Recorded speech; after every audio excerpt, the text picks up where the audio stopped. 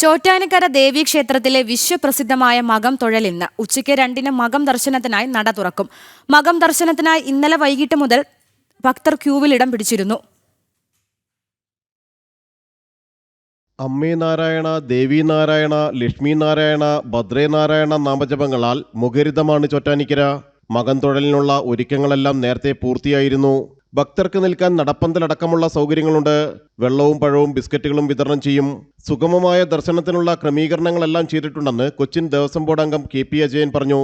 ഇവിടെ എത്തുന്ന ഭക്തജനങ്ങൾക്ക് വളരെ സുഗമവും സുരക്ഷിതവുമായ രീതിയിലുള്ള ദർശനം ഉറപ്പുവരുത്തുക എന്നുള്ള പ്രതിജ്ഞാബദ്ധമായ ചുമതലയാണ് കൊച്ചിൻ ദേവസ്വം ബോർഡ് ഏറ്റെടുത്തിട്ടുള്ളത്. ക്യൂവിൽ നിന്ന് കഷ്ടപ്പെട്ടു വരുന്ന ഭക്തജനങ്ങൾക്കാണ് ഞങ്ങൾ ഏറ്റവും കൂടുതൽ മുൻഗണന കൊടുത്ത് അവർക്ക് ദർശനമൊരുക്കി കൊടുക്കുക എന്നുള്ള ചുമതലയാണ് വഹിക്കുന്നത്. കുറ്റമറ്റ രീതിയിലുള്ള ക്യൂ സംവിധാനമായിരിക്കും ഈ തവണ ഉണ്ടാകുന്നത്.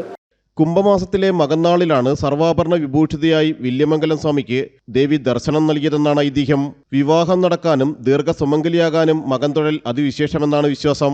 തങ്കകോളക ചാർത്തി സർവാഭരണങ്ങൾ അണിഞ്ഞ് ദേവി ഭക്തർക്ക് ദർശനം നൽകും.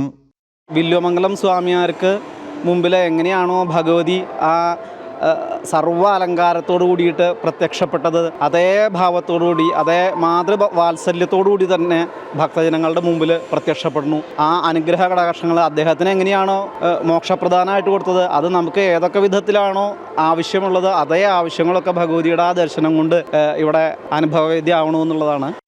സുരക്ഷയ്ക്കായി 600ഓളം പോലീസ് ഉദ്യോഗസ്ഥരെ വിന്യസിച്ചിട്ടുണ്ട്. ഉച്ചയ്ക്ക് 2 മുതൽ രാത്രി 9:30 വരെയാണ് മകം തൊഴൽ. മാർച്ച് 5 വരെയാണ് മകമുത്സവം. ജനം, കൊച്ചി.